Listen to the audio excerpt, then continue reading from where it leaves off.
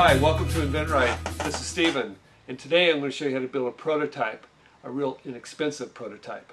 But first, let's talk about the prototype I'm going to build. One of my products is called Spinformation. It's rotating labels. And sometimes people want a sample. Sometimes I can talk to them over the phone, I can send them to a website, but sometimes they really want to feel a sample and a personal sample, a custom sample. And today I'm going to make one. Spinformation, as you probably already know, is a rotating label that adds 75% more space. And I can make these prototypes really quickly, and I want to show you how. Sometimes when you're building prototypes, you can use existing products and you can take them apart and build them a little bit differently for your own prototypes. In this case, I'm going to use a bottle that you can pick up at a 7-Eleven. And all I'm going to do is I'm going to rip off the label, because I'm going to put my own label on in just a minute. And I can leave it full, or better yet, I like to ship it when they're empty because it costs a little less. What's really fun about building prototypes, you can make prototypes out of paper, and you don't need a computer. In fact, you can take magazines, or you can take other type of literature that you found, and you can cut them up. In fact, you can even take some things, take it down to Kinko's, and make Xerox copies of them.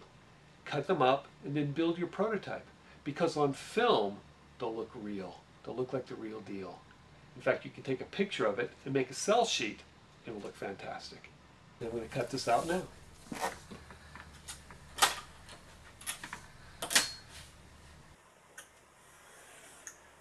I am cutting the base label using an X-Acto blade, which only takes a few minutes.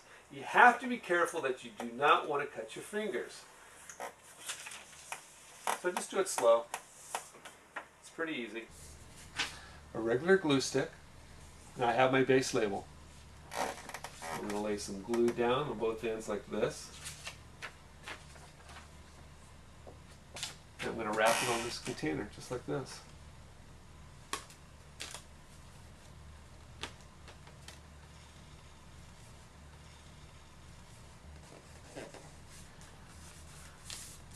There's my base label. Now the top label is a little bit trickier, but not much. I have to cut out the windows.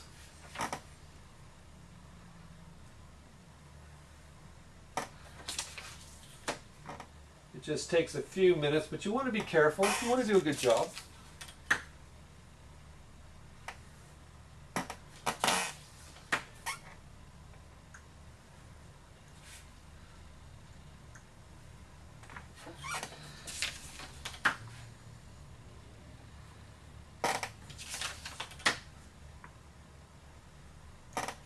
Now I've made a lot of samples before, so I'm pretty quick at it, but you can take your time. If you make a mistake, you can make another one. It's pretty easy because it's only paper. So I've cut out the windows here.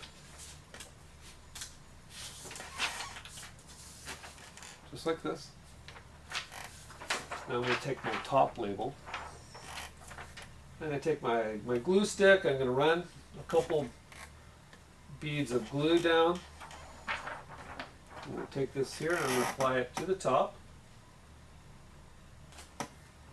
I'm going to line up my windows, just like this. The reason why I use the paper back is so you cannot see through the film. In production, it would be done differently.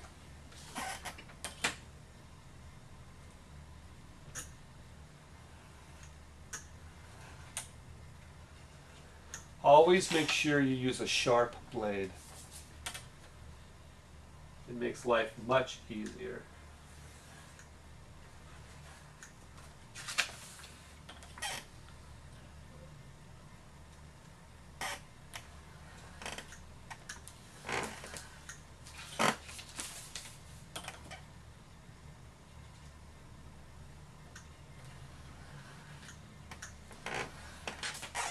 I pull it out like this. Now I'm going to wrap it around the container.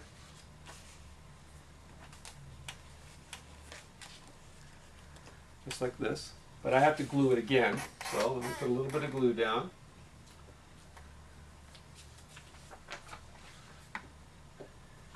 I actually put glue on both sides. So I'll take it like this. I'll hold it and I'll wrap it around. I'll press it a couple times like this. And now when you spin it, you get 75% more space. So here's the front of the container. Here are the windows in the back. So when I spin it, you get all that additional information. At inventRight, what we like to do is teach you how to design a sell sheet. So you don't have to make a prototype every time. But sometimes you have to. Pretty simple, huh? It looks great. In fact, on film, it probably looks like the real deal.